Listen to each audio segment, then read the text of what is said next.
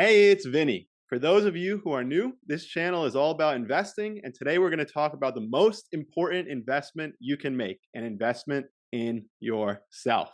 I'm here today with three special guests. They are young entrepreneurs who started a business that is on track to do, drumroll please, $1 million of revenue in a 12-month period.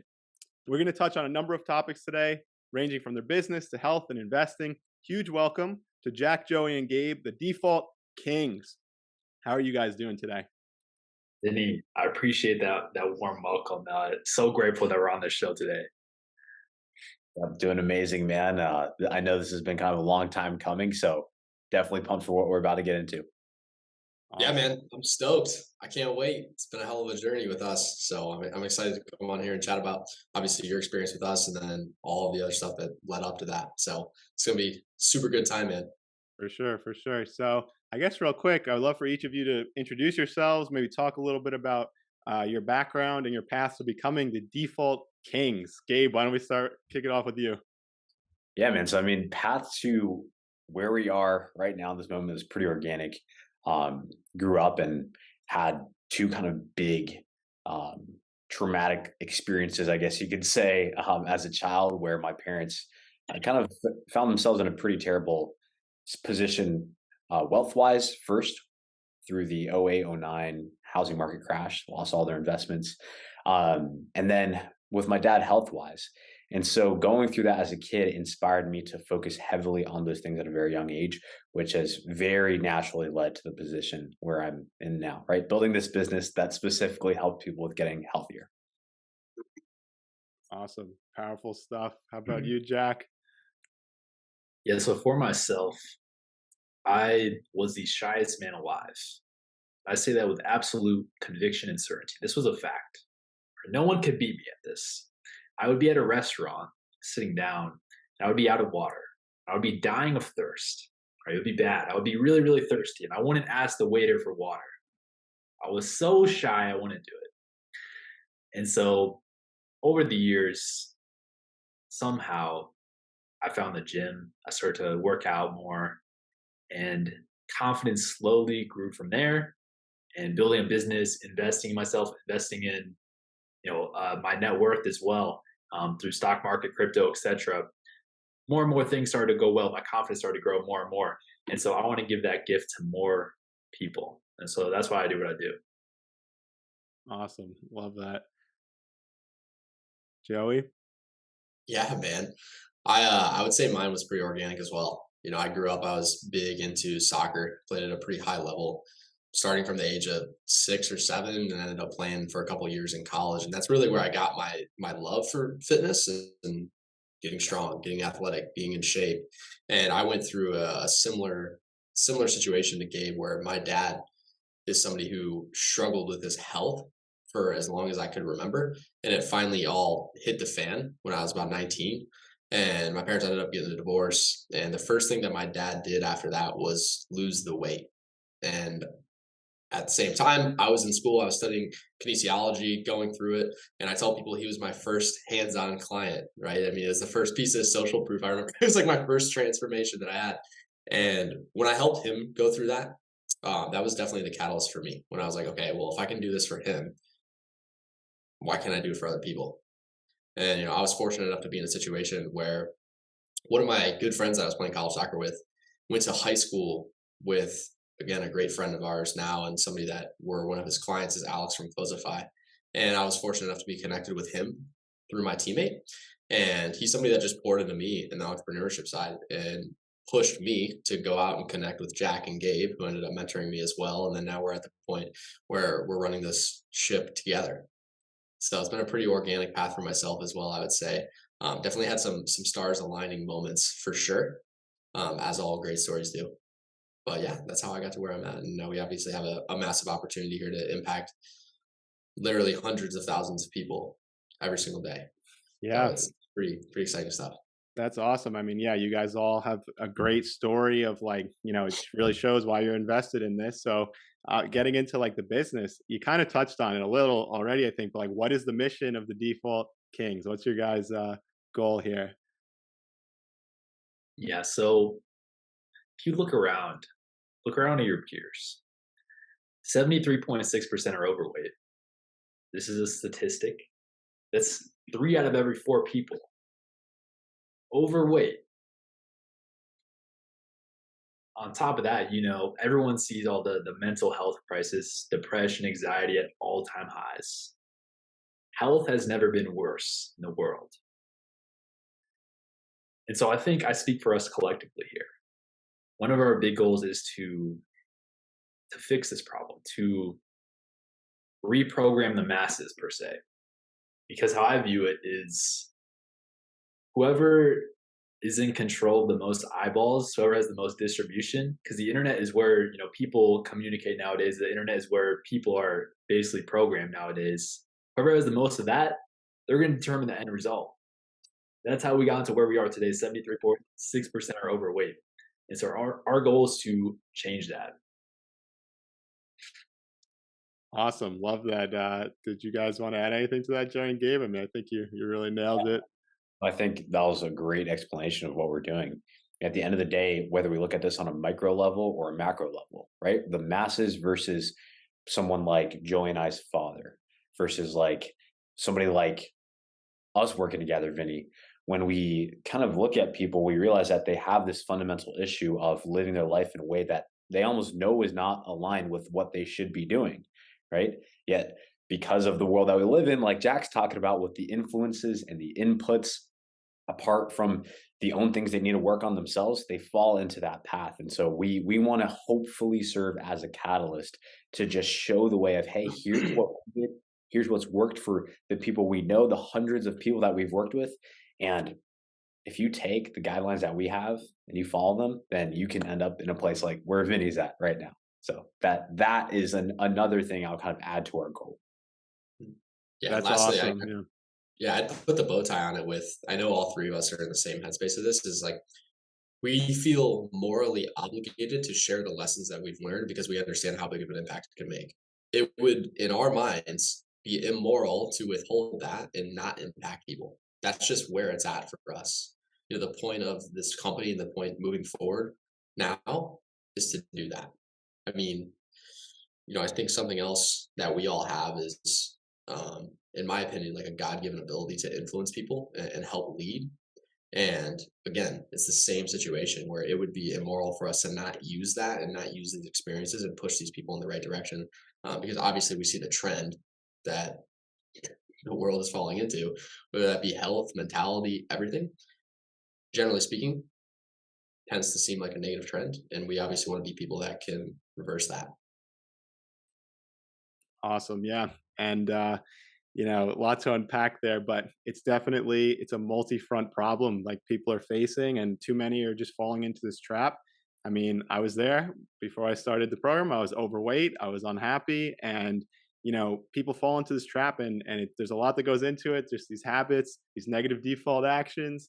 And it's just unfortunate that so many are living a life, they're suffering through something they don't truly have to. There is a better alternative. And that's definitely with you guys. I see there's a lot of like personal trainer type things on Twitter, but like there was a reason like you guys stood out to me, and like I went through and did the program because like I could just tell there's something different there with you guys, like something really special and actually lifelong lasting. So I was going to ask you guys, like, what makes your business unique? Because obviously there's a lot of like dieting fads and personal trainers and stuff. Like, what are you guys doing differently? What is it about your program that people not only get the results, but keep the results, more importantly?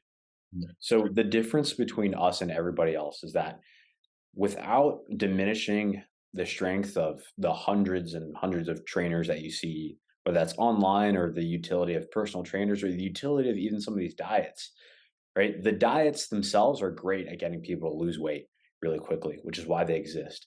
The trainers themselves are fantastic at helping people with their form and being there if people feel like they need someone to work out with, right? There's even people online who write fantastic programs, and we're not taking anything away from that. But what we found that's not only separate us from the industry, but been of the utmost value to the people who come work with us is our unique ability to have pulled from our own life experiences and then trial and error over hundreds of people before Default Kings existed, and put together the mental framework that allows people to get rid of their subconscious habits. That is the key difference maker. So when people come to us, of course, they're getting all of the programming, they're getting all of the nutrition. Their diet is enjoyable and they're building a ton of muscle and they're losing a ton of fat and they're getting lean and happy, their energy is through the roof. But what we leave people with is like what you've experienced, Vinny, that certainty and that confidence that, oh my gosh, I now have the mental fortitude to stay on track for the rest of my life. So our hope is that they can leave with that. And then what happens is, of course, they go on even after we're done working together, right? For the next year, 2 years, 3 years, 5 years, 10 years of their life. And they're even better looking than when they left. And when they eventually built this life of value to the point where people are asking, Vinny, how did you turn everything around? How are you so much happier now?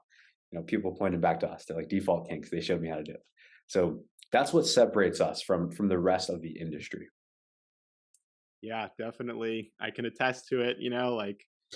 It's crazy. Like so many people have like seen the difference already, and like I'm gonna keep it going now. Like I'm 100% confident, and I think I've always lifted during my life periodically. I've like done the diets, but this program really gives consistency and like the extra little shove that people need to like truly build a habit, because they say it takes 21 days. It takes a lot more than that. You really have to. And so the days where I probably would have not worked out, I'm getting a message from Gabe. He's like, Vinny, are you okay? What's happening? Are you in a crisis? You good, And bro? I'm just like, oh God, like I can't let him down. I gotta I didn't feel like it. And slowly you do that for enough weeks, it's Mhm. automatic now. I work out whether I feel like it or not, and I afterwards I feel great. I'm eating so much better than I ever have, and so I'm at like the lowest weight I've been since college, and we're gonna keep it going. Yeah, So bro. um, I'm curious, like you guys are all so young. I think it's incredible what you've accomplished so far. What has it been like running a business in your early 20s? Oh, man. Who wants to take this one? Who wants to take this one? Who wants to take this one? I'll take you through the timeline. The first 16 months we were in business, we profited $0. So $0 going to our bank account. And we're not like we are messing around somewhat, but we're working hard. We're not very smart at what we're doing. But we're abusing caffeine, of course, as we young entrepreneurs thinking caffeine's gonna magically make us money somehow, but it doesn't. We're working as much as possible, 12-hour days, and we have no clue what we're doing. So for 16 months, we make $0. And then what we do, I think it's one of the most impactful lessons I've ever learned in my life, is we decide to look, we're either going to give up very, very soon, we're 16 months deep, or this is going to work. So we decide, okay, we have a little bit of money just from doing haul jobs. We're picking up people's trash, we're mowing lawns, we're pressure washing driveways, washing dishes. Let's put this money into a mentor, someone who's already done what we want to do. Let's just see what happens. Or this is the do or die. This is, if this doesn't work, we're going to go continue college and give up the business. It's over. So we do it. And very soon we realize what is possible. We start to sign clients consistently. Our business explodes. We hit, I don't know, a 6-figure rate, I believe 9 months. 9 months later, we were at 6 figures, which was significant for us. That gave us all the belief, the confidence, the conviction to keep going forever. But it was hard. Most people don't make it. Most people give up at that decision point, at that 16-month mark. That is where most people quit. So I believe that's why one of the reasons why we're where we are today. That's awesome. Yeah, it's definitely true. I mean, I know with YouTube, it's the same. I mean, it's all related. It's all you're starting a business. You're taking the path less traveled, and yeah, there's a reason like 99% fail or just give up after a year, and the difference is the people, the select few who push all the way through, and it really does take a lot of discipline to get there. Yeah, I almost hold the irrational belief at this point that everybody who's successful has just stuck to it longer. Mm, Like, if you look across your industry and you're like, who are the top players in this industry? It's like this person, he's been here for 5 years. This person's been here for 3 years. That person's been here for 4 years. And when you look at all the other players who haven't made a name for themselves, the common thread is that they're brand new. mm. So everybody who can't make it past that 1 year mark just doesn't make it, period. Right. And then of course the rooms get more difficult and more difficult and becomes more winner take all as the years go further and further. But if you stick through it, just by the sheer fact of you having to stick through it means you were successful. You're not going to do something for 3 years if it didn't at least produce some inkling of success, unless you're Mhm. quite literally insane. So yeah, I hold this irrational belief that if you can stick to it for longer than a year, you're going to be successful. Period. Yeah. Yeah, I really like that. I mean, that's so true. Just you could kind of apply that to everything, just sticking to it longer. That's how the most successful people got where they got, any industry. Elon Musk, like anybody, like they just worked a little bit more than, what the competitor was doing. That's awesome.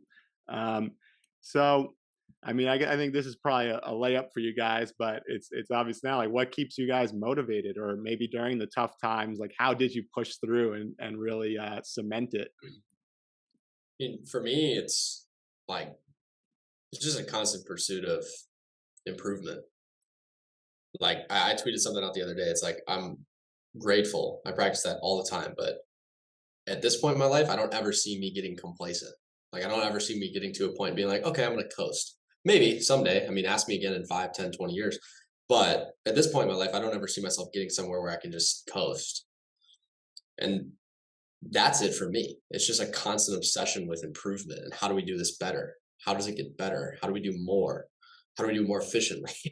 I'm just constantly looking to improve, and that goes for everything that I do, not just business. I've noticed that parallel for me in every aspect of life: health, wealth, relationships. It's just a constant cycle of improvement. I'm obsessed with it.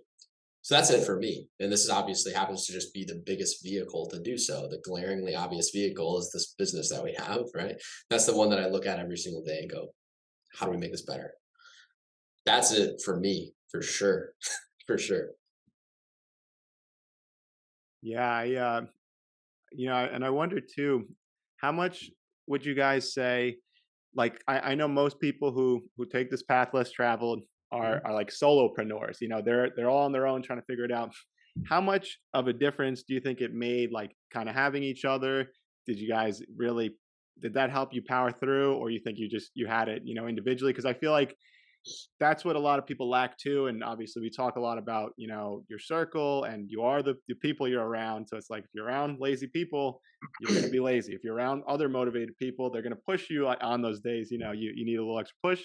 What would you say? Like, how much of a difference maker is it? Being in this together.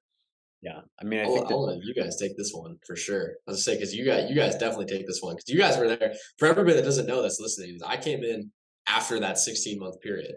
I was not there through the eating shit phase. I had my own eating shit phase until I met these guys. Right, so I'll let you guys rock and roll with this one. I have my own answer for this as well for my eating shit phase prior to meeting you guys, but I'm sure you guys have a much more interesting story here, considering you were in the OG 0 to 15 months. yeah. I mean, the benefit of having people around you who are on the same path is twofold. Everybody talks about how you're the sum of the five people who you're surrounded by, and that's absolutely true. You're going to conform to the social standard that is around you. And so you can intentionally set that up, right? I'm going to hang out with successful people, driven people. Inherently, even if I don't want to be, I'm going to become more driven, right? I'm going to conform to their standard. Now, um, where I think people miss is that the only thing they consider is let me try to surround myself with other successful people, and they don't actually team up. See, the competitive advantage that we all have is that we actually teamed up, right? So you can imagine the level of internal accountability that is there when Jack and I were going through business struggles after we had literally picked up shit with each other, after we had literally worked ourselves into the ground, having dirt freaking stuck under our fingernails for weeks. with each other. You can imagine the bond that's built in that struggle, right? And so when you team up with somebody and you build that type of bond where, dude, I've seen you at your ultimate rock bottom, worst nightmare, right? And you can see how that pushes you through anything else, right? Because at the end of the day, I know that person stuck through that. Holy shit, he can stick through this. I can stick through too. And then the other part of the team is that on top of having that bond that keeps you accountable on a level that most people never experience in their life outside of like a marriage or something like that, you have the speed and the efficiency. The fact that, we wake up every single day and we each have these individual focuses in the company. And so even somebody with the same level of drive, even with the same level of work ethic, even with the same level of talent or willpower or why or motivation, they quite literally have a third of the time that we all each individually have. And so we're going to be able to progress in different facets just 3 times faster than everybody else. So that sounds kind of unfair, but that's the reality, you know. And that wasn't by accident. We didn't fall into these relationships. We didn't fall into this team. We provided very unique value to each other. So the advantage of being in this together is, of course, that we conform to each other's standards. We push each other. But on top of that, you have the accountability when things get tough, and you have the unfair competitive advantage over everybody else, even people who are as strong and as determined as you. Powerful stuff. You got me. I had to take some notes here because you got me thinking a bunch of different things. I obviously view everything as like a business and the competition. I'm into stocks obviously and investing. And I'm just thinking about like what you just said. You're 3 times faster because there's 3 of you. The majority of people, let's say, who are trying to do something similar, they're solo. They're a solopreneur, and just that alone, like you said, you're 3 times as much output. And the majority of people are not teaming up. Everyone's competing with each other. I think that's a whole other thing we could go down. But everyone's very competitive. Like no one wants to team up like that. And I just think of one of my favorite companies, Tesla. What makes them so powerful, and why are they able to outdo these auto companies that have been around 100 years? Mm. They have more empowerment, and that's like kind of what relates back to what you guys said. They're able to get 3 times more Yep. output. You guys have 3 times more manpower, and all the positives that come with that. So there's your moat. Exactly. So what do you guys see as like, are there next steps for Default Kings? Where's the business going from here? Do you have an ultimate goal, or how do you guys look at all that? Do you have next steps? We have a lot. We have a lot. Well, ultimately, me being in the role that I'm in on the back end is always like, how do I make the fulfillment, the product, and the client experience as good as possible?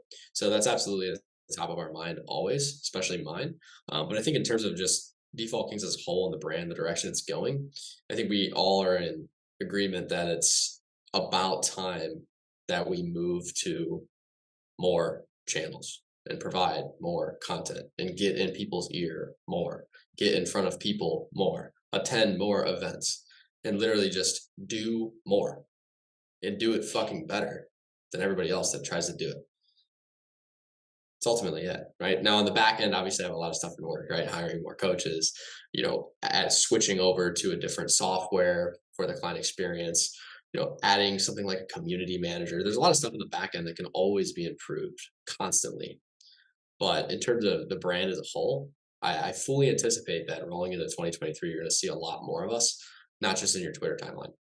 That's my safe guess. How you know us right now is the baby stages of Default Kings. Correct. I would Say that. agree.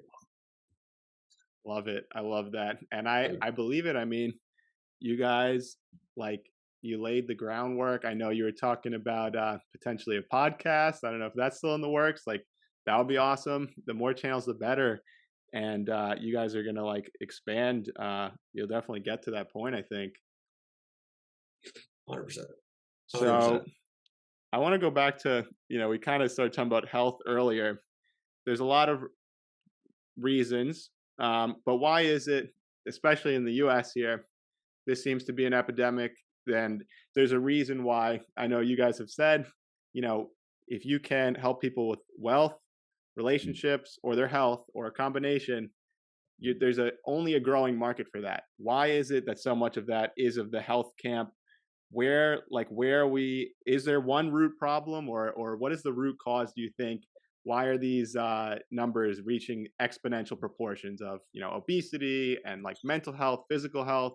What's going on? What's going on out there? How deep do you want to go, Eddie? How deep do you want to go? I'm down to go down to the I'm root. down to go. Like, I'm down. If We you can want to go get, all the you want to way. go down a health rabbit hole, I'm down. Just depends. Do you want the there's professional twofold. answer?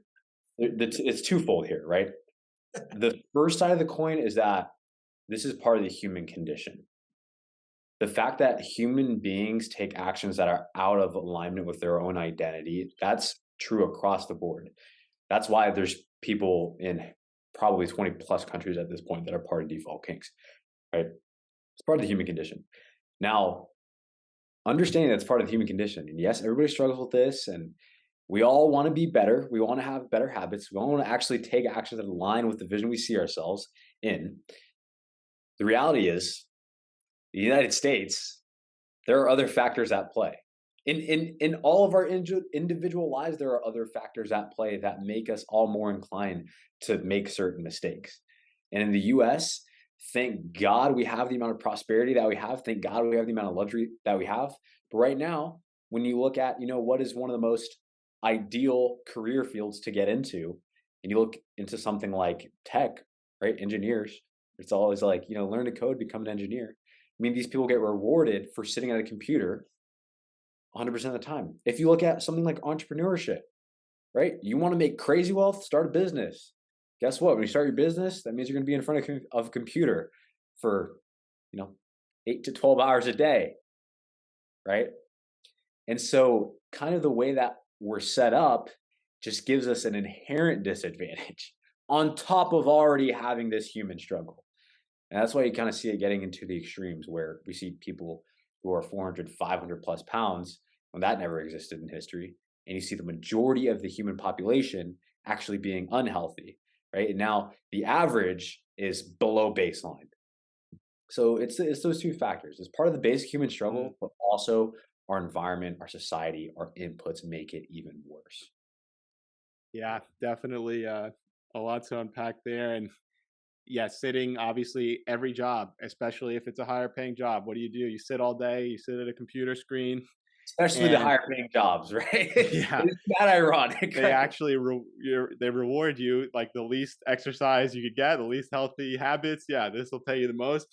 But and then it's further exacerbated by the little mobile casinos we have in our hands now, I think, because when people aren't sitting at that computer all day, your brain, you kind of default to the easiest path of least resistance if you don't think about it. Just that's just how it happens. And like, so what do people do after work now? They're not going to go exercise. They're not going to the gym. They're going to eat some fast food, go plop themselves on the couch, watch 3 hours of Netflix, and repeat. Yeah, it's never been easier to achieve dopamine. Never in human history has it been easier to get dopamine to your brain. It's right here. You can pick up the phone in 2 seconds. Everyone has it right here. And so that's one of the huge problems, because your brain with dopamine is just 0 to 1. It's not very logical. It's what's the quickest, the easiest source of dopamine. That's why it's so hard to get out of these junk food. Okay, it's right there. Boom, boom. Easy dopamine compared to like other sources of dopamine. Read a book, exercise, go for a walk. There's higher effort. So that's why it's far less common nowadays for people to be fit. One of the reasons. Things as a whole are just getting more and more convenient. It's just more and more convenience. Things are easier. This is like people getting softer. We can go down that rabbit hole as well. But ultimately, we're in a culture that's dominated by convenience currently. Think about this. You can have your groceries delivered. You can DoorDash. You don't have to leave your freaking apartment to go to work. Everything is ultra convenient. It's optimized for convenience.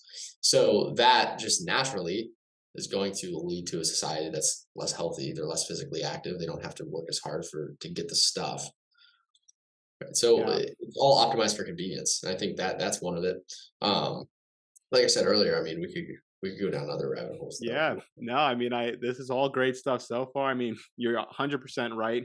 The conveniency, because it's exponentially increasing because it's like now it's Uber Eats. You literally don't even have to go to get the takeout. Like you go No. to your door, Yeah, and so it's it's right it's there. only increasing. Companies are incentivized to keep making things more and more convenient. So it's definitely a lot there. And then as far as all the dopamine stuff you brought up, Jack, I mean, this stuff really is what like fascinates me. And yeah, it's so crazy to think about. I really think, that's probably a huge chunk of the problem too, even beyond the job, because it's like if you're sitting all day, but then you come home and like you're feeling tired already because you're crashing off your caffeine and whatever else, and like you're not gonna go out and exercise. You're not gonna make the food that takes longer and is healthier if you could just pick up your phone. Especially like all of the people who it's almost like the Matrix. Like you just fall into this like routine, right? And they can't break out because like they don't have the motivation to. I mean, I get it. Like that's where I was coming from. I mean, the interesting thing is this: most people, unless you have quite literally lived a life totally absent of struggle, have the motivation, right? What is motivation? Motivation is a driving force, right? It's some force that influences your behavior, that could potentially influence your behavior. And if you were to ask people and have these discussions with people, and this is the first discussion that we had, Vinny, right? Being in the sales position that I'm in our company and having managed our sales team, what am I hearing all day? I'm hearing hundreds of people every single month who are saying, Gabe, you know what? I lack motivation, man. And I'm like, really? You lack motivation? Interesting. Okay. So, I mean, why is it even important to you that you get healthy in the first place? Well, I want to get healthier because if I don't get healthier, I'm going to fucking die. My wife's going to leave me. My kids aren't going to look up to me. I'm going to have less energy. I'm not going to be able to perform at work or get my side hustle done or get my business built. I'm not going to make as much money. I'm like, interesting. It seems like you're pretty fucking motivated here. Those are some pretty powerful motivations, aren't they? Being poor, dying, having your wife leave you, having your kids not look up to you. Those are some pretty powerful motivators. Sometimes I'll even say to them, you might be even more motivated than me, man.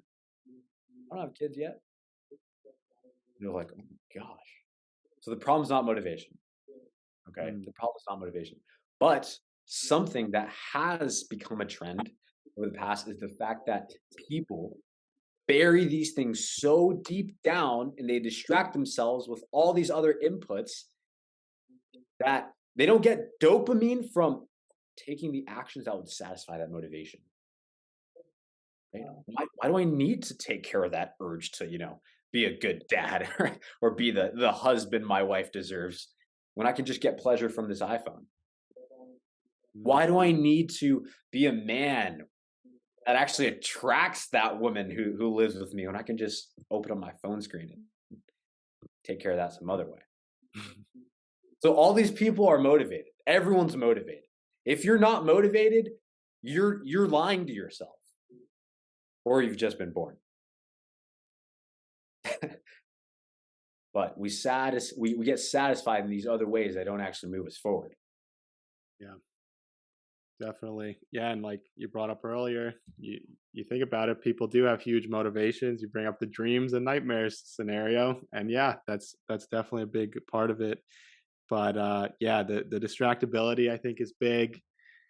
Yeah, it's just crazy because I just don't see how society is not just continuing down that path. And then obviously you guys are trying to reverse that. But like, just in mass, like what needs to change? What do you think? Man, or like day to day, like there's a lot of routes that go here. Yeah, we could. Which route you want to take it? You thinking what needs to change from the top? Or are you saying individually, person to person? Like, what do people need to start doing to change? Or are you saying like, what do you Well, think society as a whole needs to I shift? think it's a societal issues of because I think I'm thinking of like kids today, the second they're born, parents, the easiest thing, they're crying, give them an iPad. And this is just Yep. the norm. And these kids are just growing up, on the screen with, like you said earlier, it's like it's the easiest source of dopamine. I mean, what is that doing to your brain to like, I feel like, I'm a few years older than you guys, but like our generation is kind of the last one that had some semblance of, life before the tech, like the iPhone was like the biggest thing, like when I got to, like, middle school, high school, and I feel like that's when it just really took off. Yeah. But before that is like life was normal. You went outside for you'd play sports, you'd get more exercise naturally. Yeah, I think the tech is not directly the problem. I think the information that's conveyed to the tech is the bigger problem. Yeah. Because if you're staring at a screen, but the inputs that you're getting are positive, they are empowering, Mm, you can still execute. I'm on the internet a lot. I've grown Twitter pretty big. I'm looking at a screen right now. My inputs are real good though. I'm motivated. I'm disciplined. I'm surrounded by these kings 24/7. I have no choice but to win. It becomes my default. But most people, like I said before, the things that they're viewing online is a lot of this victim virus. It becomes their identity all of a sudden. It becomes normal to be obese, to be depressed, to be unsuccessful. It becomes normal. It's what they're viewing online. So I view that as the biggest problem. yeah, that's very powerful and true. Like it's that, and it's also like a herd mentality. But again, it's like you said, yes, it's the inputs or what's incorrect. Because you look at China, they ship TikTok over here, but TikTok in China is showing the kids something totally different. It's motivating. It's how to go out, be successful. Not in the US, like, I mean, this is a modern, I think it's a modern war. Like that's almost the Trojan horse. Yeah, I would completely agree. I mean, I genuinely do hold belief that there is some sort of like a mass pacification going on, right? It's like, how do we pacify people? Okay, plop the kids in front of a screen. What's coming through that screen? Nothing good. Let's get rid of PE in school. Let's get rid of recess. What about the lunches that kids are eating now? Chocolate milk and chicken nuggets? It's just all signs point to that. Now, is that an extremist opinion? Of course, right? I'm not gonna put on my tinfoil hat right now too hard, but it's definitely something that I have considered for sure. I look at it objectively as I can, and I still come back to this idea that I do. There's a big part of me that holds a belief that there is some sort of like a mass pacification. Um, I mean, how deep do you want to go to that? It just depends. But ultimately, as a whole, from the society perspective, because obviously we're three guys that like to control what we can control, there has to be a sense of ownership involved still, right? So if people want to respond to that, let's say that is what's happening, you have to take a response to it. And currently, the response to it has been that the victim mentality. Oh no, poor me, all this stuff, all these circumstances. That's the natural inclination of most people today. I think that's what the big problem comes back to, a lack of ownership and people that aren't willing to point the finger at themselves, right? Yeah, ultimately, no matter what the circumstances are, even if there is mass pacification, you have to be willing to do about it what you can, what is in your control, right? Yeah, And you can absolutely do something about it. You've seen that firsthand. You literally been through the program. You can absolutely do something about it. for sure. Yeah. Yeah, and it's achievable. And I think, to me, that's what, like I've been trying to get my friends to sign up. Like I'm trying to just share with like as many people, because I'm like, dude, like you got to get out of the matrix, and like it doesn't have to be Yeah, like bro. this. Like Yeah. seriously, because like, obviously I wasn't happy being 30 pounds heavier. Like, no one, like we said earlier, nobody wants this, and there's a way out. But going back to what you said with, the food, that's another big part of the issue, I think. And it's obviously becoming more and more processed. And I don't even think we need to put on our tinfoil hat, but when we just look at, realistically, 8 to 12 companies or so control all the food distribution of the anything that's processed. You got Pepsi, you got a few other big companies, and this is where you don't even need to, like, I just feel like we can just look at it realistically, is what are these companies end motivation? To make more profits. Well, how do they do that? Let's put cheaper and cheaper ingredients, and if you just look at it that way, they're incentivized. They're definitely not incentivized to make us healthy. We'll say that. And that's maybe one of the downsides with the system.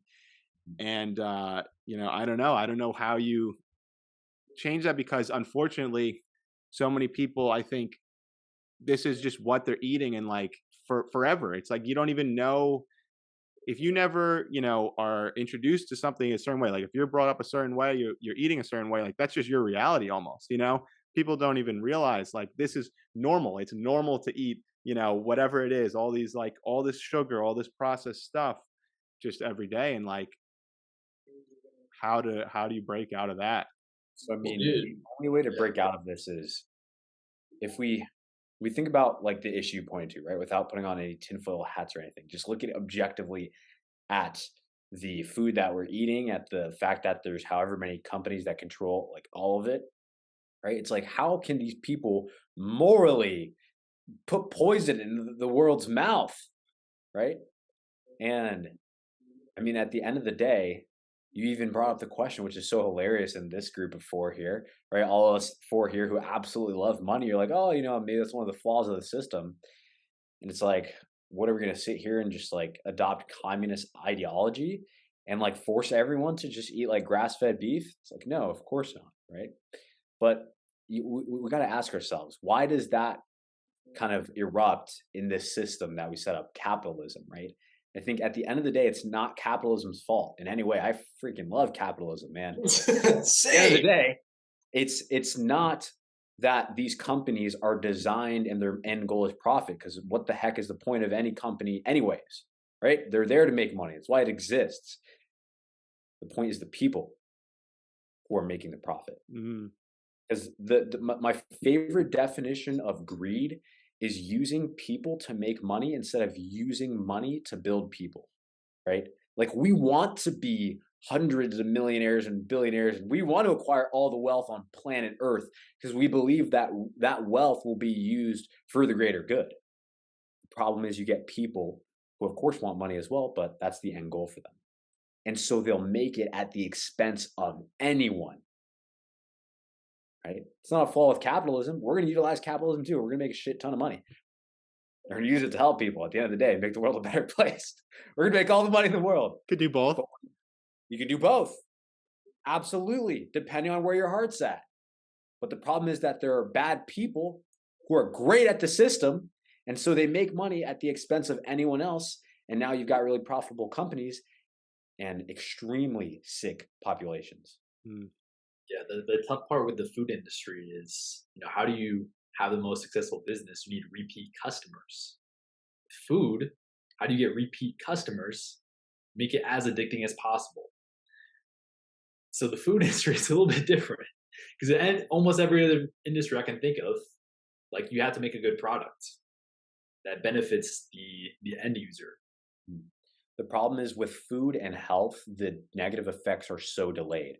So we can all sit here and say, obviously, eating that is not beneficial to you because we've seen it literally hundreds and thousands of times with the people that we've worked with and we've experienced it in our own lives, right? And so we know how it all ends, but most people don't. And so it actually benefits them in that short time horizon. And the problem is when the delayed effects occur with your health, it's too late. You realize it was a mistake when you're in the hospital bed. And at that point, it's happened. And the counterpoint of that as well is it's delayed. It's the health effects that you're going to feel from the garbage foods. It's all delayed, but the dopamine hit that you're getting from the extra processed sugar-filled thing is instant. So that's why you can sit there and have a debate with a person and try to logic them into making this choice of eating the healthy food versus eating the crap food that tastes really, really good and releases a ton of dopamine. And they'll make an emotional decision to do the one that gives them the most dopamine instead of taking the logical choice that's going to actually add years to their life instead of reduce years to their life. So it's a two-sided coin. The long-term negative health effects, they're down the line. But you're going to get an instant dopamine hit when you go eat the crappy food that's filled with sugar and processed garbage. It's two sides of the coin. It's like it's impossible to win. It's hard to win, right? That's why so many people are overweight. Because it's hard to logic them into that decision. Humans are emotional beings. They're going to make an emotional choice. That's why a lot of times fitness industry loses that battle. That's why there's so many people that are overweight. Yeah. It's interesting how, Jackie made a great point on what is required for any company to be successful, right? They need repeat customers. And the other thing that we talk about a lot is how your perception is your reality, right? And so, although we can sit here again logically and point out how eating what most people eat is not beneficial and isn't going to create repeat customers because they're all going to be dead, in their minds, it's beneficial. In the short term, they truly believe this is good. This is the best tasting food I could possibly eat. It's quick. It's McDonald's. It's cheap. Benefit. It's a cycle too. So they make the most addicting food possible. That means more people eat it. That means they make more profit. That means they have more to spend to acquire a customer. So they can be everywhere. They can be on the TV. They can be on the phones. More profit, more food. It's a cycle, repeating process. So now we have these massive monopolies. Yeah, that's a really interesting way to look at it. Yeah, it was just inevitable. Two things I think about. I mean, you guys had kind of mentioned earlier where maybe it goes wrong is people are the product. And if you look at what are all the things we're talking about, the iPhone, phones in general, advertising, like you become the product. And is that where, or I don't know. I'm trying to think like, can it ever be not lead towards something bad, I guess, is what I'm trying to say over the long term with that type of business model? Like, are there examples of it? I guess you guys, like what you're doing, it comes back to like you are influencing it the right way. And the long-term game is, we just need more people who are pushing the right things, and you make money, you make maybe even more money. It just takes time. I don't know if it's a question of can we change the entire world? I think it's obvious that it's possible. It's what we're doing. You get good people who develop the skills of influencing others and making money and operating businesses, man, they're going to be really successful and they're going to help a lot of people. But is the goal to change the entire world? Because I can't imagine any point in history where we're going to say everyone has a good heart, everyone on earth right now. And so anyone who tries to make money is going to do it for the right reasons. I don't think we're ever going to get there. What I can say is I have a good heart and now I know how to make money. So I'm going to do it for the right reasons. Jack has a good heart and he knows how to make money. So he's going to do it for the right reasons. Joey has a great heart. He knows how to make money. He's going to do it for the right reasons. And anybody who we can reach is of course going to gain those benefits. But I have no promises for others. Well, it's interesting too, because like we're talking about like big food and the kind of like a classic saying that you hear as well is like the margins are in the carbs, right? And obviously, Vinny being somebody that's gone through our program, it's like, hey, let's eat your protein first and eat a shitload of it, right? But profit wise, it's in the carbohydrates. And then what happens when we're talking about this line of sick people that you create? You have something like Big Pharma. They love sick people, right?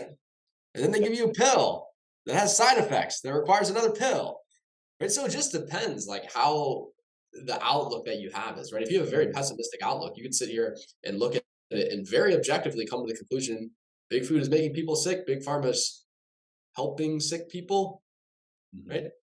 If that's a pessimistic outlook that you want to hold. Personally, I don't really see a benefit, and I know these guys agree with me, I don't see a benefit in holding a pessimistic world outlook. I'd like to choose the optimistic world outlook that most people are good, right? And because of that, I think it's beneficial, right? We find ourselves ultimately continuing to connect with other people that are optimistic and do have a good heart and know how to make money, know how to influence people, and that are on the mission. If we continue to spread that, we will make an impact, right? We will make an impact. That's interesting. I think I have a slightly different view, actually. Really? Yeah, let's do it, bro. I don't believe that most people are good. You don't believe that? Really? I figured that was a commonly held belief here. I do believe that. I'm optimistic. I don't take a pessimistic worldview. I know we're going to be fantastic and we're going to change the world for the people who we reach. But I think that all people are capable of good and evil. Yes. And I think most people default towards bad. Really? How many other people do you know do what we do? It's just us. Yeah, it is. That's what I'm like. You're gonna switch my entire worldview on this. Depends your definition. I'm like hanging out. I'm hanging out with this guy in like 3 hours, and I'm gonna go over there and be like, "Damn, bro, you're low key." Like, damn. I mean, like just on a grand scale, like with us optimistic, right? We can Yeah. change and reach and influence and help anyone. And obviously, our entire like circle, our existence is us, right? Like last night we were joking, like, right, about, oh man, Oh men yeah. are so good. It's like, not really. We're just good men. But I don't know. I don't think it's pessimistic though either, because I Hmm. don't think we're meant. I just don't think we're meant to save the world. I think we're meant to do the best we can and save those who That's cross our yeah. That's path. how I feel as well. That's how I feel as well. Yeah. Ultimately, if you're going to change the world, make an impact on the world, you have to first make an impact on the people immediately around you. Boom. Yeah, That's right first, there. right? I agree. Ultimately. This For got sure. philosophical quick. Jack, what do I you love think? it. I love it. Yeah, keep it going. Jack, do you think most people are good? Spit it out. I think because the definition of good, like someone who's just overweight and depressed doesn't mean they have a bad heart. In my Yeah, opinion, that's how I feel. That's how I feel. that's why Um, I I don't think think most most people make good are not. choices. You're not making good choices, but I think they No. have good. Yeah, that's more what I'm looking at as well. It's like the heart. Like at the heart, are they a good person? Generally, I'd say yes. Doesn't mean they make good choices though. You make dog shit choices.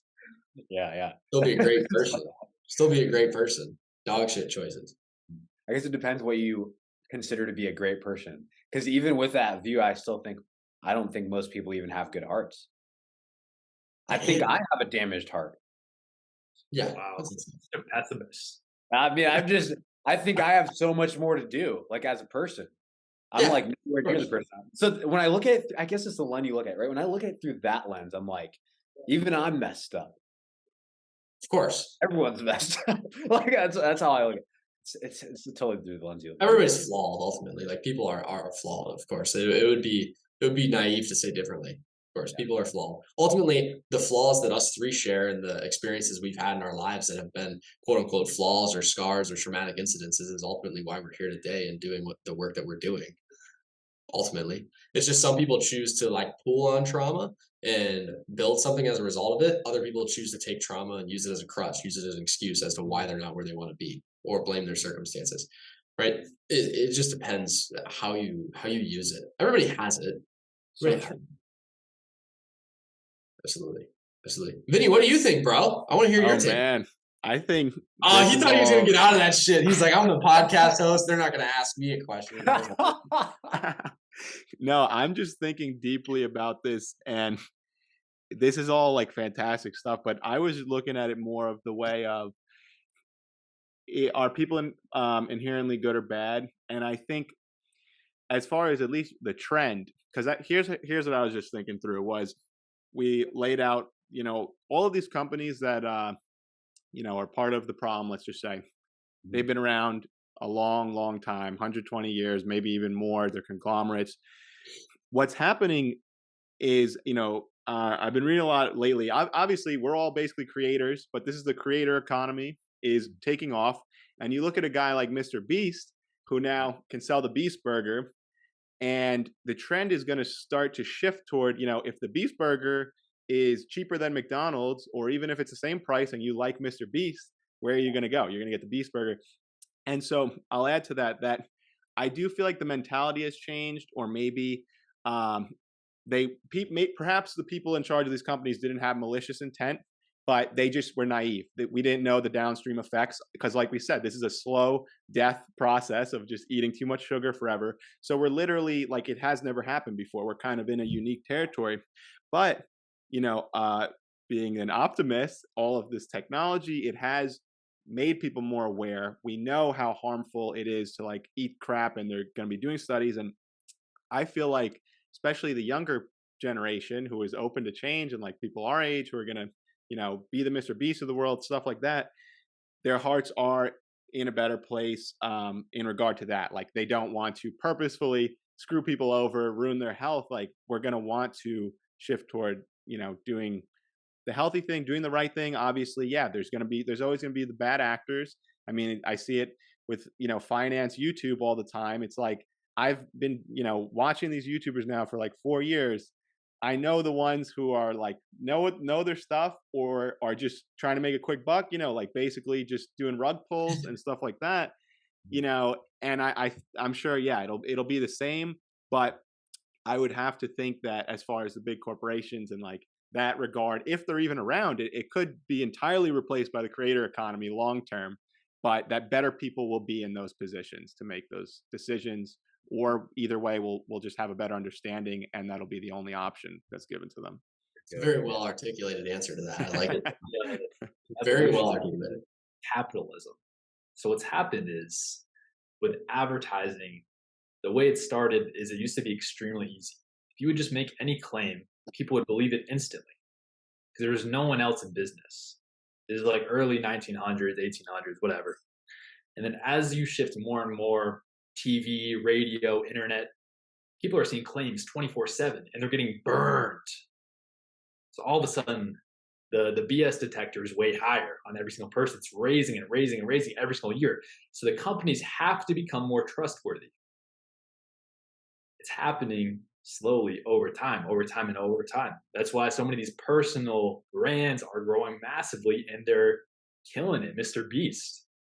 It's people much more likely to trust a person than a business, a company, a corporation now. So I'm seeing that trend take place as well. I mean, ultimately, we're at a point in time where having a personal brand isn't just an advantage; it's a necessity. Like you're behind. Literally, you're behind. If you don't have some kind of a personal brand, if you don't exist on the internet, you are behind. Ultimately, it's the same reason you see a lot of companies funneling people to co-founders or co-owners to social medias versus websites. That's the direction it's going to go because they can go to for example, they can go to our Twitters and see who we are as people, For example, what we do. For example, right? Yeah, I would say little. you could little go to our Twitters. You can DM go to our Twitters actually at the Jack Bly, at Gabe Fluguez, at Joey Joheim, and see what I'm talking about. Yes, I'll link all that. It'll be in the description below. Definitely give these guys a Nice. follow. Nice. Will not regret click it. the link somewhere here. Yeah, Dude, you're no. great at this. You guys got to get on YouTube. Yeah, bro, for real. But yeah, ultimately, like you see the direction it's trending. You know, like we funnel people. We don't funnel people to a website. We're like, hey, just follow us on Twitter. It's so much more personal. They see our face. They see what we do. They see our beliefs. They're getting just peppered with free value all the time. They can comment on it and interact with us. They can freaking DM us. Right? Like that's where it's trending because the personal brand is so powerful. There's so much trust involved in it. They feel like they know you. They listen to this podcast. They feel like they're hanging out with us. That's ultimately the direction it's trending. And you're literally behind if you don't have one in 5-10 years. You're behind. You're totally done, in my opinion. We'll There's see. How definitely something there, the human connection, putting a face to it versus are you going to, contact this company's customer service, or like you said, you're going to reach out to Joey? Like what would you rather do? It's just basic human nature. Yeah. Are you going to DM a logo or are you going to DM Joey? Like you're going to DM a logo. You're going to DM Joey, not the logo. Right. It's just my best friends have personal brands. Every single one of my best friends I've made has a personal brand. It's to the outside looking in, that may even seem shallow, like, oh, you only made your friends through Twitter. It's like, no, that's just how I made the way we have these relationships because people had personal brands. Isn't that a beautiful thing?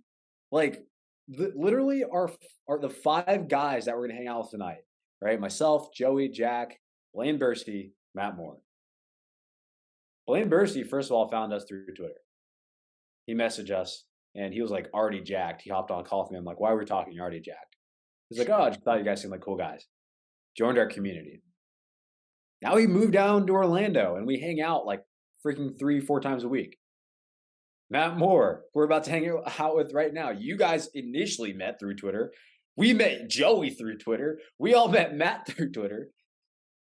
And it's like so many people on top of all of this thing, they're struggling with, man, how do I build a successful business? How do I build just relationships, period, right? Health, wealth, relationships. How do I learn how to get healthy?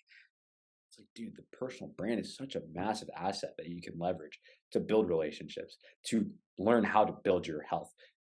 Man, to follow guys like Vinny and learn how to build your wealth. You're shooting yourself in the foot by not having one in all aspects of life. Yeah. Like, what are we doing tomorrow? We're going to Tampa. We're going to go hang out in St. Pete Beach and then eat dinner with Cooking with Chris and Christian Bonnier. Like, we're going to go hang out with dudes that we all met from Twitter. And they're just homies. It's not like like networking. It's just they're our friends. I And think we even chat because of a beyond personal. that, it's just like you have this. This is something that was never possible 20 years ago. Yeah, Having a free advertising channel, and or like you said, it's just your brand. It's whether you want to call it advertising or like just Sure. being. This is just kind of going to be the norm. It just makes the most sense, because that's what makes the difference. A lot of these companies can't get profitable because you have to find customers. You're just organically able now because of having a brand or any type of presence, changing the entire game. everything. You You just got have to be to able. exist. You got to be willing to work a little bit harder because it definitely like I'm seeing firsthand. It's very very hard in the beginning, Mhm. and it's like I'm kind of at the point where I'm just starting to break through because it just at the end of the day there's no substitute for the time. It's like you guys said, first 16 months you're like I have no idea what the hell I'm doing. Yeah. Like it takes time. You got to just grind it out, and it's challenging, but it is definitely rewarding and worth it. Once you get to the other side, I think I think more and more it's like I don't know. I just look around, and it's going to be the only way to really, if you really want to live a great life. If you can find like a job that's like a 9 to 5 and something you love and you really are passionate about, power Mhm. to you. But the majority of people, I see it, are unhappy with what they do, and the alternative, again, it's hard, and it's hard to break through. But like, I think we're going to see a lot. This will become the norm. Going back to the creator economy and stuff. Depending on, I mean, we do keep losing jobs to AI and robots. That's obviously going to impact that too. But a good effect will be that people will go toward, what they actually love, and the easiest way to do it is working for yourself, personal brand route. And you Personal can't growth skip that, like that beginning phase. Hmm. are the new resumes. 2022. Would Yeah. you say the new resumes? Yeah, Great quote. that's a good one. Yeah. Yeah. I think it's interesting how you're saying like that, you're finally making it breakthrough, right? And you almost think that that time itself is, you can't skip the time between like starting and being successful. It's hard in the beginning. And I don't actually think that's the time that it takes to build a personal brand. Because you look at somebody like Alex Hormozy, right? Mhm. He's like the most popular man on the internet right now, aside from, Mr. Tate. And definitely most popular in the business world at this point. And it didn't take him long. Will did. He was on Well, podcast for years. he's had a podcast for years, but he didn't even try to grow that, right? That was just for documenting the game, right? But here's what did take long.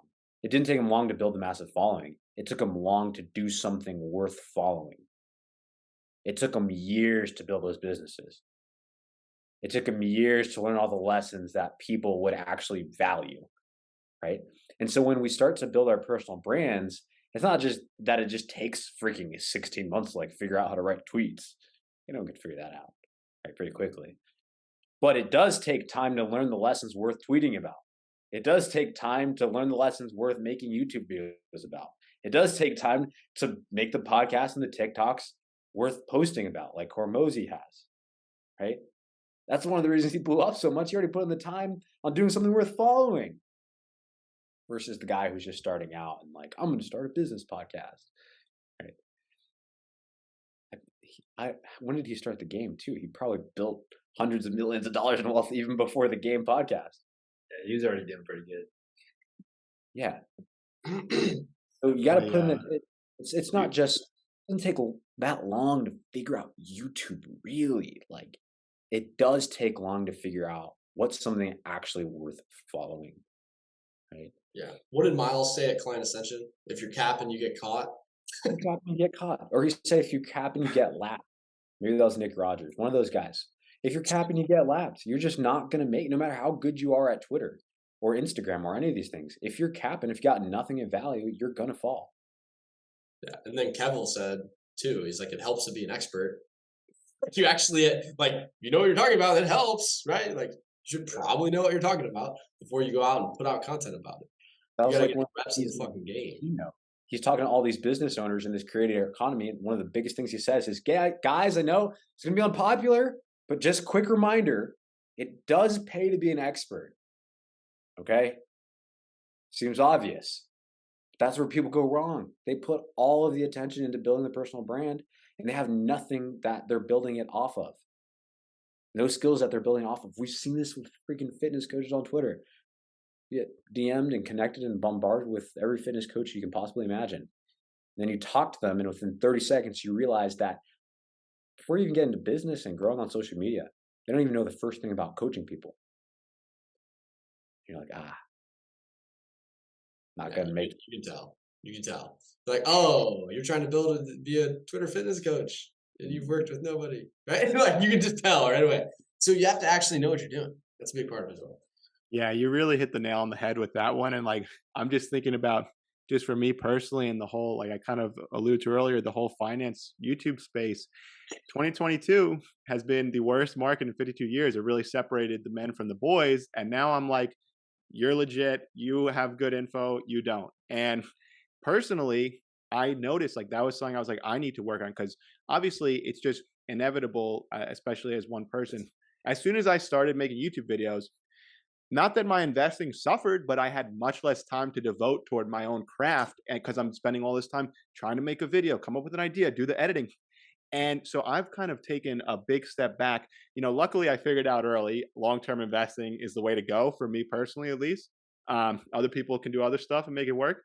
So I'm fully confident that like over the next 5, 10 years, everything I've said, like I believe, I truly believe. And that was my whole thing too, is with YouTube is like genuinely like trying, I'm researching companies that I genuinely believe in and like so other people can prosper too. I'm not just like, I don't want to be the guy just doing the clickbait every day of like, I mean, some people go, you can go different avenues though too, because a lot of it now is becoming reporting and it's like you could report the market news every day.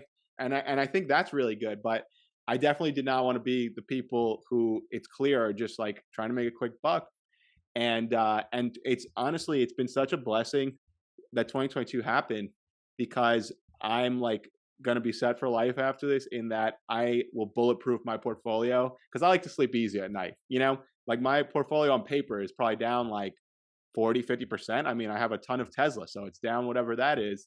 And, and I still think 10 years from now, I'm on it, it's going to work out, but there's something to be said about protecting your downside. And so I basically took a big step back and I'm like, got back to my roots of how did I even get into this? Reading investing books, reading, Substack articles, really like diving deep into stuff. And yeah, so it's definitely true. I like that cap and get lapped, definitely true. Yeah, bro. It's Shout out legit. to It's true. Miles for that one. Yeah, man. It's true. It's very true. You see it all the time, right? You can instantly tell who's a fraud and who's not. It's very easy to tell, especially the longer that you're in the game and the longer you're around different people, you can tell instantly who's a fraud and who's legit, who's Yeah. going to stick around. You can easily see that. The latest, so clear.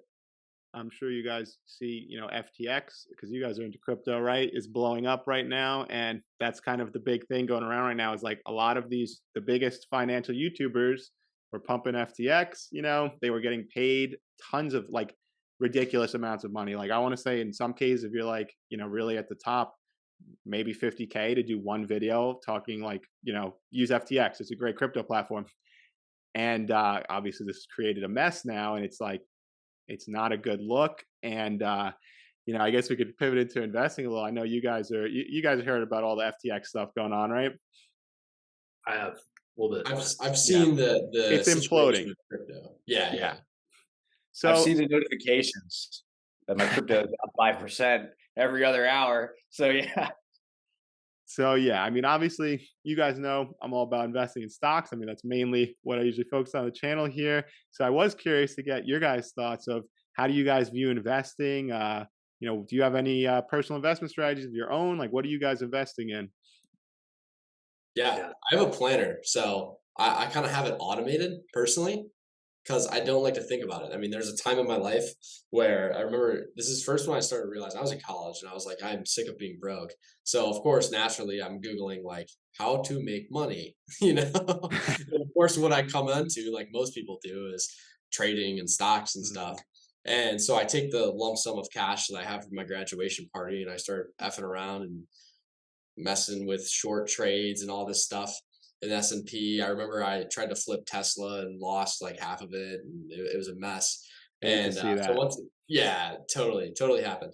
I totally fell down it. I'm glad I did though, because I learned a lot from it. And then I ultimately came to the conclusion, like you did, I'm like, long-term investing is the play. And I didn't want to take the time to master the skill of trading personally. Hmm. Hmm. So what I decided from there on out was I'm going to invest a ton of cash flow into myself and my skills so I can create more cash flow. And now what I do with the cash flow that I do have is I tell my planner to invest it accordingly. Right. And I know I just dump into Bitcoin for crypto. For me, I'm very simple on the crypto side because I got in on the Dogecoin plays back in the day and lost money doing that too. So now I'm a simple man. I'm just a Bitcoin maximalist, and have some long term S&P plays that I use. But usually I let Mitch more on Twitter. I let him take care of it for me. Yeah, that's definitely fair. I mean, I think that's the reality. Like I'm just like the minority of people. Like I'm actually just interested. Like I like reading these Mhm. company reports and Yeah, stuff, but the majority of people, the best thing you can do is, I know, you put money away consistently, and as yeah, long as you know like automating probably does suit most of the population, and it is very time intensive. Obviously it's hard to keep up with, like if you're working full-time jobs, and I think that's great. I think what's amazing about that is that, this is going to go back to like deeper society issues. You just doing that, putting any money away, and you know what you're doing, you're investing it, it's not just like sitting in the bank. um, you're ahead of like 99% of the population already, who just does not have any handle on like any of it. yeah. And I think I ultimately came to this conclusion where I saw a lot of people trying to be experts in a lot of different things. And I came to the conclusion in my mind that I was like, I'm just going to stay in my lane. I'm going to focus on doing what I'm good at, learning how to make more money, and automate what happens with the excess of it. That was just my mindset. I was like, I don't want to try to be an expert in this and try to do it. I'd rather hire a professional and let them do it. That's just how my mind works. I'm like, I'm not going to try to be an expert in every field. Right? I'm going to stay in my lane. And that's worked well for me. That might not work well for everybody. It's what's worked well for me, though. Yeah. I think what I've learned for myself personally is that diversification, just doing it for the sense of diversification, is overrated. Like if you're investing in something that you have no knowledge over, like if you have all your investments in stocks, let's say, and someone calls you out, financial advisor, why would you do that? You need to diversify. Okay, let me buy some real estate. Even if you know nothing about real estate, it's probably a poor decision. So that's what I do nowadays. I look at, what do I know the most about? I'm going to invest most of my money there. So it's business. It's where most of my money goes. Leftovers, I'll put into stock indexes, Bitcoin and Ethereum. But that's all I do now. Just what my knowledge base is. And do you manage it yourself? Yeah, I manage it myself. Cool. Yeah, I know, like I think Joey touched on it. It's good to, again, you made these mistakes early. Again, the reality is like most people don't even start trying to invest until they're 45, 50, maybe later, if ever. And then they're making the day trade, they're making the rookie mistakes that, like, the earlier you start, you Yeah. figure it out. And I was kind of fortunate, I kind of got in at a good time because I probably got serious about I was always interested, but like graduated college, I actually had money to like do something with for, the first time of like an actual job and employment. Um, and was able to like invest and like do adulting was around 2018, 2019. So before COVID happened, I made all the mistakes. And like, so then when COVID Nice. came around, it's like I was able to capitalize because like I had the semblance of like, I understand how this works now. Just buy and hold the right companies, and like this is going to work out. Or just buy and hold S&P when it was dropping and everyone was freaking out. It's like if you're a long term investor or you have a long term time horizon. So even though like 2022, like I said, I'm probably down like 50%. I'm still up a ton just overall since that time period. And it just goes back to like you have to just start somewhere. You got to make the mistakes. That's the only way that you end up learning and growing. So yeah, I think that was like a really big point. Yeah, 100%. You did it right, bro. You got in right before COVID, man. That's when I was getting plastered. Watched my whole graduation gift go down the freaking drain, bro. Should have started 6 months earlier, man. So were you still in? Had you just graduated like right before COVID started, or what? I graduated high school in 2019, bro. Oh 2019. wow. Yeah, yeah, yeah. So I started dabbling with it. Like I think it was the summer after my freshman year of college. That's when I was like rapidly Googling how to make money because I was like, this is stupid. I hate being broke. And that was what ultimately what I stumbled upon was like investing. I'm like, okay, cool. I have a couple grand laying around. Let me mess with these stocks and see what can happen. I know Tesla. I'll try that. And then I remember so specifically too, like the first time I saw it go red, I was like, oh shit. I was like, sell it now before it gets worse. So I'm like in the hole and I'm selling. I'm like, all right, I only lost a couple $100. Like, thank God I sold it now. And then like, months go by and you realize, oh, that was like when you're supposed to buy more of it, you dumbass. But that was the nature of being 19 and trying to trade stocks. There's no alternative. Like you really just there's even because even when you're learning, like I've just found there's no substitute for actually having skin in the game, and like you learn Yep. very fast, and that's why it's I think so key. You know, you're in a much better position if you start young because, like you said, you had $100 to your name, like that was it, whatever. Like you figure it Yeah. out. You're not like doing it with your retirement when you're like Yeah. 55 and you still are trying to figure it out. Yeah. Yeah, great stuff. Great stuff. 100%. So I guess I wanted to wrap up with two questions for each of you. I guess this kind of goes with our theme of the day here. um, what advice do you guys have any advice you'd give to people or perhaps young entrepreneurs looking to start their own businesses? What would you tell them? Get skin in the game. Start. 100%. Same thing you're talking about with investing. You have to get skin in the game. You have to do the thing. The longer you delay, the longer it's going to take to actually see any fruits of your labor. You have to fucking punch the clock because ultimately everybody has that 12-month to 24-month eating shit phase. That time is going to pass no matter what. You need to punch the clock and start it. That's literally what I tell all of them. Because for me, at least in my experience personally, that's all I can speak on. What happened for me, the hardest money I ever made was the first dollar on my own. And that's what I've seen for other guys. The hardest dollar you'll ever make is getting from literally 0 to 1. And as soon as you do that, it's real. And then you can go. So that's what it was for me. That's what I've seen for every guy is like just getting the first dollar, making the first sale. So you have to just punch the clock and get in the game. That's ultimately it. And most people just don't do that. Yeah. Yeah, for sure. I would say keep it simple and copy and paste success. Copy and paste it.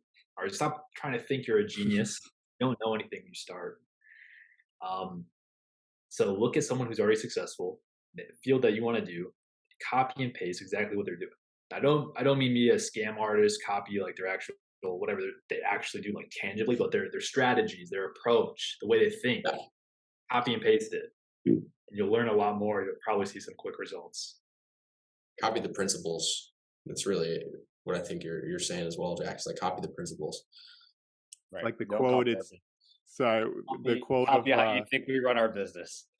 the quote of we were doing some philosophy earlier. I don't know if you guys like read any, but of forget who it was that said, we just stand on the shoulders of giants. You just take it to the next level. Yeah. Exactly. That's exactly how I started. What's this guy doing? What's that guy doing? How can we do that? Right. And the funny thing is when Jack says copy, he's literally not saying copy and paste exactly what they do. First of all, you're not even going to be able to do that in any way because what they do exactly is built off their experience and their very unique knowledge of the value they provide.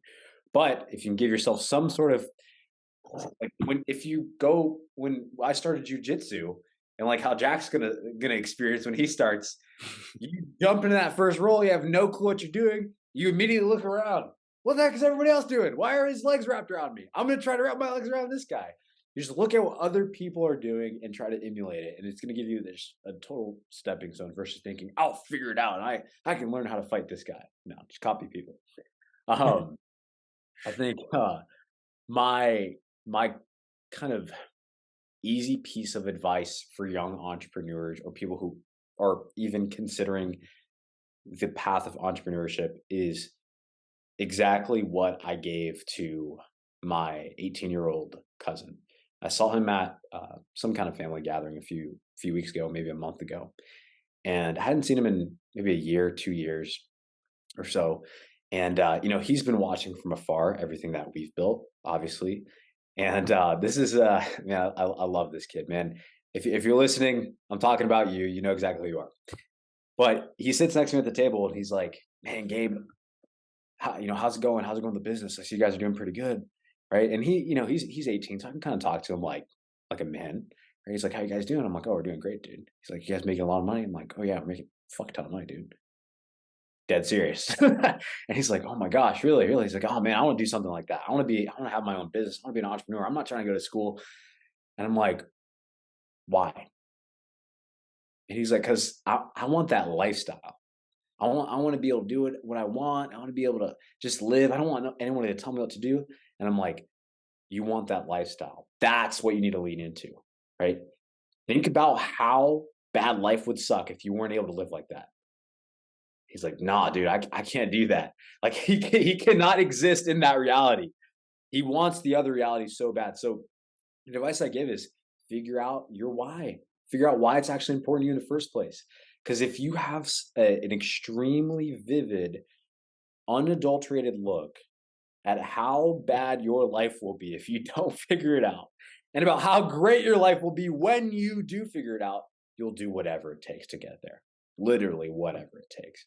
Jack and I used to joke around when we first started, and we would kind of nip at each other when we would be getting frustrated in these work blocks. We'd be like, "Dude, if we don't figure this out, Brooke dies." That's my fiance. And it's true. We would motivate ourselves that way. And absolutely, that's what I wake up every single day thinking, man, if I can't do this, man, the woman I'm supposed to take care of suffers. I'm 100% thinking about that.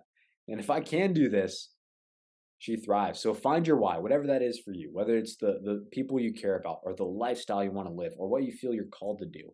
Or if you feel like you're supposed to, give others something that you didn't have. Get so clear on that why. And if it's truly clear, you'll do anything. You'll do whatever it takes. You'll figure it out. Powerful. I love that. Really good stuff. That's a good, wholesome answer, Gabe. Yeah. That's wholesome, bro. Last one. If you could recommend one book you think everyone should read, what would it be? Psycho-Cybernetics, by far. Forgetting the author right now, but Psycho-Cybernetics. Book changed my life.